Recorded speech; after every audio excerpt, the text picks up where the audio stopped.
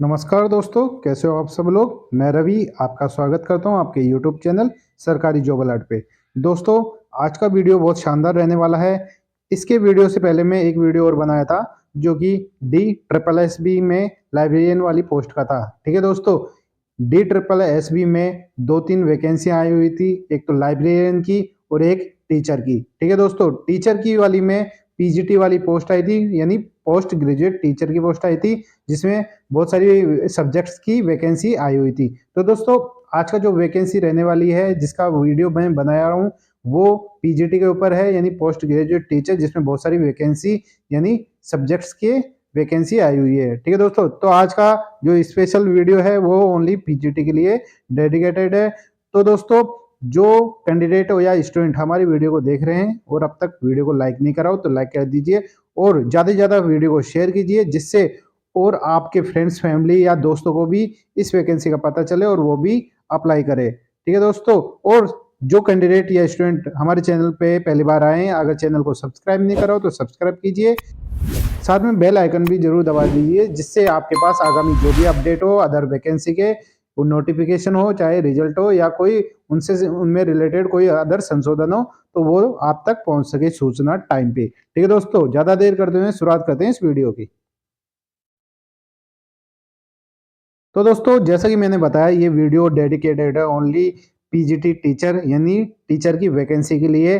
तो इसमें सारी चीज़ें देखेंगे कि जो ऑनलाइन एप्लीकेशन फॉर्म है वो किस डेट से स्टार्ट है, लास्ट डेट कब रहने वाली है, साथ में कितने सब्जेक्ट्स की वैकेंसी आई हुई है वे, और सैलरी क्या रहने वाली है, और नंबर ऑफ पोस्ट कैसे कैसे हैं, और उनकी जो क्वालिफिकेशन है, एज का क्राइटेरिया, और साथ में एजुकेशन का क्या क्राइटेरिया इसमें दिया गया है। इन सभी मुद्दों के बारे में बात करेंगे। तो शुरुआत में बात करते हैं कि आपकी जो ऑनलाइन रजिस्ट्रेशन डेट है वो क्या रहने वाली है। तो अब शुरुआत में आपके सामने पूरा जो PDF है नोटिफिकेशन का वो आपके सामने है। इसमें आप देख सकते हैं कि जो आपकी जो एप्लीकेशन फॉर्म है वो स्टार्ट होंगे 16 जनवरी से स्टार्ट हो जाएंगे और लास्ट डेट रहेगी 14 फरवरी। ठीक है दोस्तों, 16 जनवरी से स्टार्ट होंगे, 14 फरवरी 2025 को आपकी लास्ट डेट रहने वाली है। ठीक है, जो पोस्ट है आपकी वो पोस्ट ग्रेजुएट टीचर की रहने वाली है। अब दोस्तों, आपके सामने पूरी टेबल है जिसमें जिस सब्जेक्ट की वैकेंसी निकली हुई है, साथ में उसके सामने डिपार्टमेंट कौन सा रहने वाला है, पे लेवल उसकी क्या रहेगी, साथ में कैटेगरी वाइज जो कट ऑफ है वो आपको देखने को मिल सकती है। ठीक है, इसमें फटाफट चीजें देखेंगे। बात करेंगे स्टार्टिंग में हिंदी की, जिसमें मेल और फीमेल दोनों अलग अलग कैटेगरी बटी हुई है, सामने डिपार्टमेंट है। जो PGT की जो सेल पे लेवल है वो सभी में सेम है, कोई अंतर नहीं आएगा, सभी में पे लेवल ऐड रहने वाली है। ठीक है दोस्तों, आगे टोटल में आप कैटेगरी वाइज देख लेना, मैं टोटल वैकेंसी बताता चलूंगा। ठीक है, PGT में मेल कैंडिडेट हिंदी की सब्जेक्ट की 70 है, और हिंदी में मेल फीमेल कैंडिडेट की 21 है।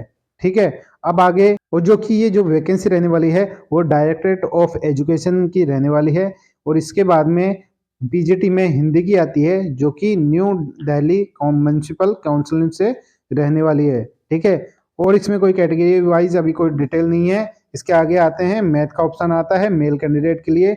इसमें जो डिपार्टमेंट है वो आपका डायरेक्टरेट ऑफ एजुकेशन रहने वाला है, टोटल पोस्ट 21 है। फीमेल में मैथ से सब्जेक्ट की बात करें टोटल पोस्ट 10 है। ठीक है, अब म्युनिसिपल जो काउंसिल है उसमें मैथ की बात करते हैं, इसमें भी कोई डेट अभी नहीं दी है, कोई कैटेगरी वाइज डिवाइड नहीं कर रखा है। आपका डायरेक्टरेट ऑफ एजुकेशन रहने वाला है, टोटल पोस्ट 3 है। फिजिक्स में फीमेल कैंडिडेट की बात करते हैं तो डिपार्टमेंट सेम है, टोटल पोस्ट 2 है। वहीं पे म्युनिसिपल काउंसिल में आपकी फिजिक्स की कॉमन रहती है, जो कि अभी कोई कैटेगराइज नहीं है। ठीक है, इसके बाद आते हैं केमिस्ट्री सब्जेक्ट में male candidate, department directorate of education, total post 4, female में आपकी 3 है, डिपार्टमेंट सेम है। वहीं पे PGT केमिस्ट्री की बात करते हैं जो कि जनरल म्युनिसिपल काउंसिल में रहने वाली है, इसमें भी कोई कैटेगराइज नहीं है। ठीक है, बायोलॉजी सब्जेक्ट पे आते हैं, male candidate directorate of education एक पोस्ट के लिए, वहीं फीमेल के लिए टोटल पोस्ट 12 है। देखने को आप देख सकते हो, फीमेल के लिए ओनली एक पोस्ट है और फीमेल में यहाँ 12 पोस्ट दी गई है। तो दोस्तों, फीमेल के लिए बहुत अच्छी अपॉर्चुनिटी है। ठीक है, और म्युनिसिपल काउंसिल में बायोलॉजी की इसमें कुछ नहीं है अभी निर्धारित। इसके बाद में इकोनॉमिक्स मेल कैंडिडेट की बात करते हैं, डिपार्टमेंट आपका वही रहने वाला है, directorate of education. Total post आपकी 60 है और फीमेल में आपकी 22 है। वहीं पे म्यूनसिपल काउंसिल में आपका कुछ नहीं है। इसके बाद में कॉमर्स सब्जेक्ट की बात करते हैं, मेल और फीमेल की।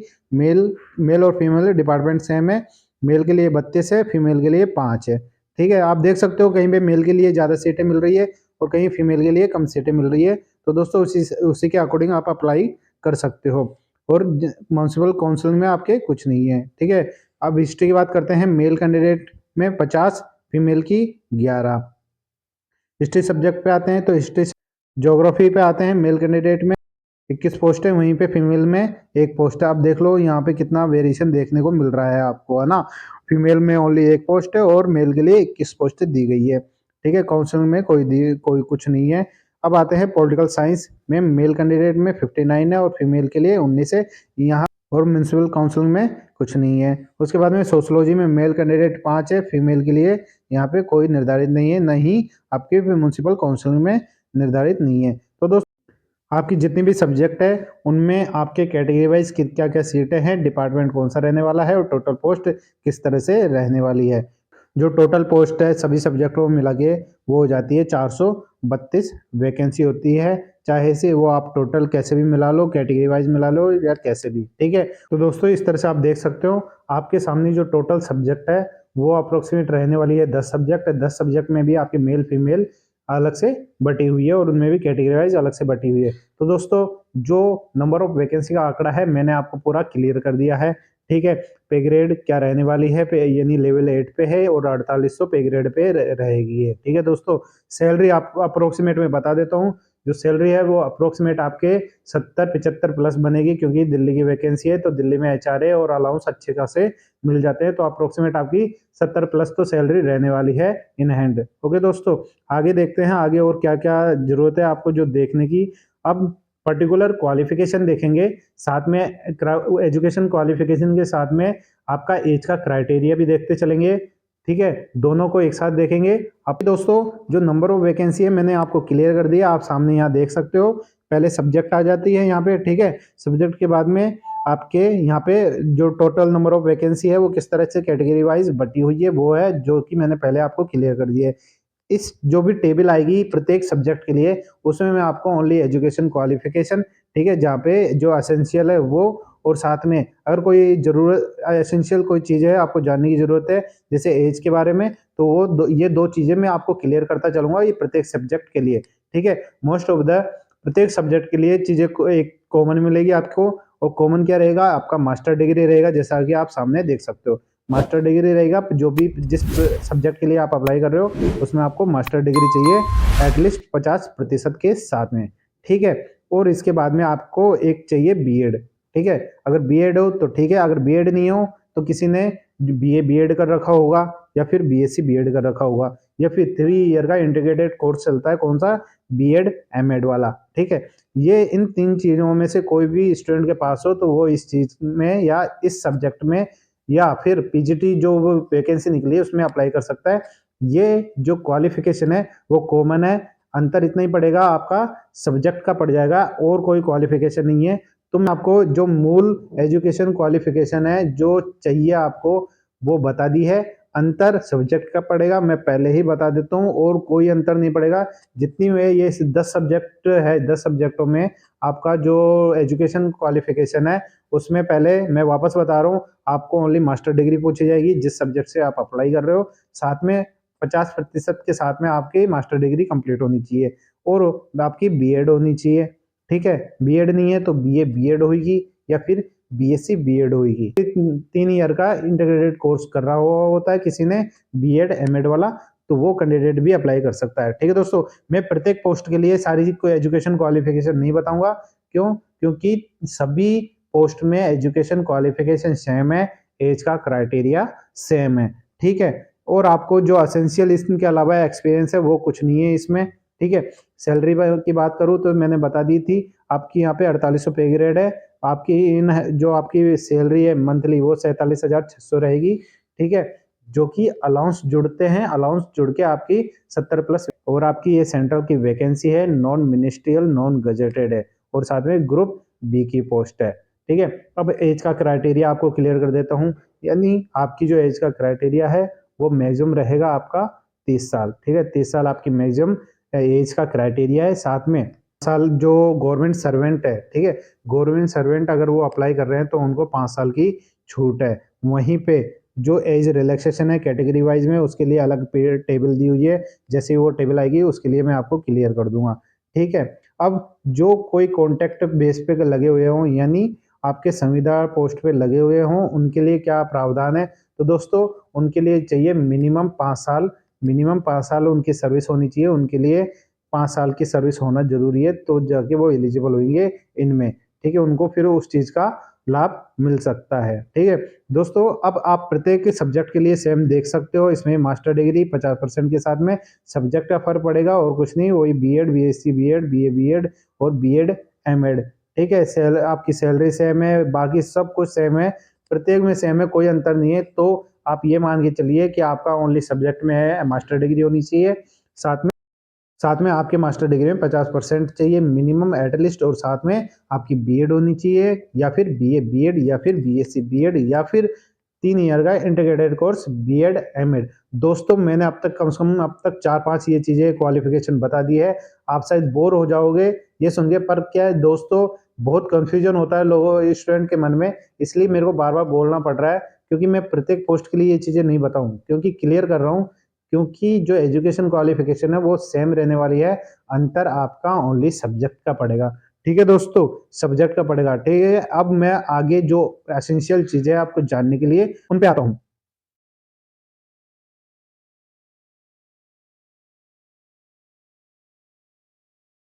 अब आता है पॉइंट हाउ टू अप्लाई, यानी कोई स्टूडेंट अगर नया है या पुराना है तो कैसे अप्लाई करते हैं। दोस्तों आपको यहाँ पे लिंक दे रखा है, आप जब इस पीडीएफ को ओपन करोगे तो ये लिंक इनेबल है, जब इस पे क्लिक करोगे तो आप डायरेक्ट DSSB की कोई साइट है वहाँ पे पहुँच जाओगे और वहाँ जाके आप अप्लाई कर सकते हो, ठीक है। या फिर आप हमारी इस वीडियो के डिस्क्रिप्शन बॉक्स में जाना है, वहाँ पे ये लिंक मिल जाएगा आपको, वहाँ जाके भी आप वो वेबसाइट पे पहुँच सकते हो, ठीक है दोस्तों। अब आगे ते हैं, आगे और क्या जानकारी है आपके लिए, ठीक है। यहाँ पे आपको वो पूरी डेट बताई हुई है जो स्टार्टिंग में मैंने बताई थी, ठीक है। फीस की बात करते हैं दोस्तों, रिजर्वेशन कैटेगरी बात करते हैं, जो रिजर्व कैटेगरी है जैसे SC ST PWBD ex serviceman, ठीक है, और साथ में फीमेल कैंडिडेट कोई सी भी कैटेगरी हो, तो दोस्तों उनमें उनको फीस इसमें माफ है, यानी नील है, ठीक है, नील है इनमें, उनके लिए इस फीस के लिए माफ दी गई है। इनके अलावा जो भी कैटेगरी बचती है उनको यहाँ पे मात्र 100 रुपये का फीस लगेगी फॉर्म फिल करते टाइम पे, ठीक है। अब बात करेंगे एग्जामिनेशन स्कीम, जो कि आपको जानने की एसेंशियल चीज है, ठीक है। जो कि आपका जो पोस्ट ग्रेजुएट टीचर है, आप एक पैटर्न होता है एग्जाम का, उसमें आप समझ सकते हो कि क्या क्या पैटर्न आता है, उसी के आधार पे आप अपनी तैयारी को आगे चालू रखते हो, ठीक है। अब आते हैं टायर 1, ठीक है, टायर 1 यहाँ आप सामने देख सकते हो, टेक्निकल या टीचिंग। अगर अब दोस्तों जो आपका पेपर है ना, पेपर आपका इसमें 3 घंटे लगेगा, ठीक है। अब 3 जो पैटर्न है वो आपका यहाँ पे देख सकते हो, पोस्ट कोड यहाँ पे लिखा हुआ है 824/24 टू 834/24 तक, ठीक है। इन जो पोस्ट कोड है, जो भी सब्जेक्ट इनके अंतर्गत आ रही है, उनके लिए ये वाला आपका पैटर्न है, ठीक है। टाइम मिलेगा आपको 3 घंटे का, ठीक है। क्वेश्चन टोटल रहेंगे आपके 300, मार्क्स भी 300, यानी एक क्वेश्चन 1 मार्क्स का है, ठीक है। और साथ में आपका टोटल जो मार्क्स हो जाना है वो 300 का हो जाता है। सिलेबस की बात करते हैं दोस्तों, यानी एग्जाम पैटर्न के साथ साथ सिलेबस में आ जाते हैं। आपका जो पैटर्न है उसमें 2 सेक्शन डिवाइड रहेगा, सेक्शन 1 और सेक्शन 2, ठीक है। सेक्शन 1 की बात करते हैं दोस्तों, सेक्शन 1 में आप देख सकते हो यहाँ पे, सेक्शन 1 में दोस्तों जो आपके 5 पार्ट डिवाइड रहेगी, 5 सब्जेक्ट डिवाइड रहेगी। पहले में मेंटल एबिलिटी एंड रीजनिंग आएगी, ठीक है, रीजनिंग का पार्ट आएगा पूरा, फिर आएगा जनरल अवेयरनेस का, फिर आएगा इंग्लिश का, फिर हिंदी का, और उसके बाद में numerical aptitude and data interpretation, यानी आपकी क्वांटिटी एप्टीट्यूड का। इस तरह से आपके 5 सब्जेक्ट डिवाइड रहेगी, और साथ में इनके क्वेश्चनों का डिवाइडेशन कैसे रहेगा, 20 मार्क्स ईच, यानी हर सब्जेक्ट के 20 क्वेश्चन होंगे, और 20 क्वेश्चन होने के लिए आपको टोटल होता जाते हैं 100 क्वेश्चन, और 100 क्वेश्चन 100 मार्क्स के आपके बनेंगे, ओके। अब आता है सेक्शन सेकंड, सेक्शन सेकंड में आपको मिलेंगे पर्टिकुलर जो जिस पोस्ट के लिए आप अप्लाई कर रहे हो, तो सब्जेक्ट रिलेटेड आपके क्वेश्चन आएंगे, टीचिंग मेथड आएंगे, ठीक है, पूरा सब्जेक्ट वाइज रहेगा आपको। और इसमें आपके टोटल 200 क्वेश्चन रहेंगे, ठीक है, 200 क्वेश्चन आपके 200 मार्क्स का। तो जैसा कि स्टार्टिंग में बताएगा आपको कि टोटल क्वेश्चन आपके 300 रहेंगे, मार्क्स टोटल 300 बनेंगे। ठीक है दोस्तों, आपको जो एग्जाम पैटर्न है वो चीजें मैंने आपको क्लियर कर दी है। ठीक है, अब आगे आते हैं और क्या जानने की जरूरत है। नेगेटिव मार्किंग की बात कर लेते हैं। नेगेटिव मार्किंग रहने वाली है 0.25 यानी 1/4 ऑफ मार्क्स आपकी रहेगी। ठीक है, पोस्ट प्रेफरेंस फी का टॉपिक देखते हैं दोस्तों। इसमें जैसे कि आपको पता है, इसमें डायरेक्टर ऑफ एजुकेशन और म्यूनसिपल वाले काउंसिल वाली आपकी कैटेगरी बटी हुई थी। या फिर जैसे आप अप्लाई करते हो तो उसमें आपकी जैसे मेल और फीमेल में बटी हुई है। तो दोस्तों कम से कम उसमें आपका प्रेफरेंसी वाला ऑप्शन आएगा जब आप अप्लाई कर रहे होते हो फॉर्म, तो उसमें आपको कम से कम एक प्रेफरेंसी देनी पड़ेगी। अगर नहीं देते हो तो आपको आगे शामिल नहीं किया जाएगा इस जॉब में। ठीक है, इस चीज का आपको भली भांति ध्यान रखना है। ओके, इसमें मोड ऑफ सिलेक्शन दिया हुआ है। तो दोस्तों मोड ऑफ सिलेक्शन का मतलब एक ही है कि जो एक सब्जेक्ट वाइज आपकी कैटेगरी में जितनी एक कट ऑफ निकलती है तो उसको तो क्लियर करना ही है। आगे दोस्तों यहाँ पे देख सकते हैं कि जो एक क्वालिफिकेशन मार्क्स है पर्टिकुलर कैटेगरी के अकॉर्डिंग कितने मार्क्स से एक इनिशियल लाना जरूरी है। तो दोस्तों जनरल और ईडब्ल्यूएस में ईडब्ल्यूएस के लिए 40% लाना बहुत जरूरी है। ये मिनिमम क्वालिफिकेशन मार्क्स है। इतना अगर नहीं आता तो वो स्टूडेंट क्वालिफाई नहीं माना जाता। इनके अलावा इतना तो मिनिमम है, उसके आगे जितनी एक कट ऑफ जाती है वो तो एक मेरिट के लिए चाहिए आपको। ठीक है, दिल्ली ओबीसी की बात करते हैं जो कि दिल्ली के ही निवासी होते हैं, उनके लिए 35% की छूट है। और वहीं पे SC ST PH की कैंडिडेट की बात करें तो उन्हें 30% लाना पड़ेगा। ठीक है, और साथ में एक्स सर्विसमैन की बात करें तो उन्हें 5% का रिलैक्सेशन दिया हुआ है। ओके, अब आगे आते हैं और क्या चीजें हैं आपके जानने के लिए। आगे दोस्तों एज रिलैक्सेशन पे आते हैं। जैसा कि मैंने पहले बताया था आपको कि एज रिलैक्सेशन वाली टेबल आएगी, इसमें आपको कंफर्म करेंगे कि किस कैटेगरी के लिए कितनी कितनी छूट दी गई है। तो दोस्तों 30 की एज आपकी मैक्सिमम रखी गई थी। उसके बाद में जो छूट है वो आप सामने देख सकते हो। कैटेगरी वाइज SC ST की बात करें तो 5 साल की छूट है। ओबीसी की बात करें, ठीक है, वो 3 साल की छूट है। अब PH वाले कैंडिडेट है उनमें कैटेगरी वाइज अलग है। यूआर और ईडब्ल्यूएस की बात करें तो उन्हें 10 साल की छूट है। SC ST के लिए 15 साल और ओबीसी अगर कैंडिडेट है PH तो उन्हें 13 साल की छूट है। वहीं पे डिपार्टमेंटली अगर कोई कैंडिडेट है तो अगर वो 5 साल की सर्विस है में लगे हुए हैं कंटिन्यू तो वो इस चीज़ के लिए अप्लाई होंगे, उन्हें छूट दी गई जाएगी। वहीं पे एक्स सर्विसमैन की बात करते हैं तो उन्हें 3 साल की छूट दी जाएगी। ठीक है दोस्तों, और आगे आते हैं और क्या जानने की जरूरत है आपको। दोस्तों और बाकी चीजें कुछ नहीं है आपको जानने की जरूरत। हाँ, हालांकि सारी वो कुछ कुछ चीजें हैं जो अगर कुछ कन्फ्लिक्ट होती है, कुछ चीजें अगर संशोधन में आती है तो उनके लिए एविडेंस उन्होंने पहले ही रख दिया। अगर कुछ भी पहले के संशोधन हुए हैं तो जो नोटिस जारी हुए हैं उन्होंने पहले ही यहाँ पे क्लियर कर दिया है, जिससे कभी किसी को कोई ऑब्जेक्शन उठाए तो पहले वो नोटिस पूरा पढ़ ले, उसके बाद में अपना ऑब्जेक्शन लगा सकता है। ठीक है दोस्तों, इसलिए DSSS ने पहले ही पूरी तैयारी के साथ नोटिफिकेशन जारी किया है। यहाँ आपने सामने देख सकते हो instruction of candidate new registration on OARS portal, यानी जहाँ जिस पोर्टल से आप अप्लाई करोगे तो उस पोर्टल में के लिए आपको क्या क्या जरूरत है जानने के लिए, जिससे आप अप्लाई कर सको। ठीक है, यहाँ पे लिंक दे रखा है, इस पर क्लिक करना है, न्यू रजिस्ट्रेशन करना है। अगर पहले का करा हुआ है तो आप डायरेक्ट जो डिटेल है सामने वो उस डिटेल को डाल के फिल करके आप अपना पूरा एप्लीकेशन फॉर्म सबमिट कर सकते हो। ठीक है, इस तरह से ये सारी डिटेल है जो जानने की आपको जरूरत है फ्रेशर के लिए। ठीक है, अगर फिर भी कोई चीज़ समझ में नहीं आती तो आप कमेंट कर सकते हो, कमेंट में मैं आपका जवाब जरूर दे दूंगा। ठीक है दोस्तों, ये आपका पूरा इंस्ट्रक्शन है जनरल, इसके अलावा और कोई जानने की जरूरत नहीं है। बाकी जो एसेंशियल चीज़ें थी मैंने सारी चीज़ें आपको बता दी है। तो दोस्तों जो कैंडिडेट इस वीडियो को अब तक देख रहे हैं और अब तक चैनल को सब्सक्राइब नहीं करा हो तो सब्सक्राइब कीजिए, साथ में बेल आइकन भी दबा दीजिए, जिससे आपके पास टाइम टू टाइम सारी सूचना और मिलती रहे। और साथ में इस वीडियो को ज़्यादा से ज़्यादा शेयर कीजिए। इससे पहले मैंने DSSS में भी लाइब्रेरियन वाली वीडियो बनाई थी, उसको भी देखिए, उसका लिंक भी मैं वीडियो को डिस्क्रिप्शन बॉक्स में शेयर कर दिया है, उसको भी देखिए। और दोनों वीडियो को ज़्यादा से ज़्यादा शेयर कीजिए, क्योंकि दोस्तों जो टीचर की वैकेंसी है वो हमेशा ही एक बार जब आती है तो कम से कम ये मान लो 2-2.5 साल का गैप लग जाता है, उसके बाद में जाके वैकेंसी आती है।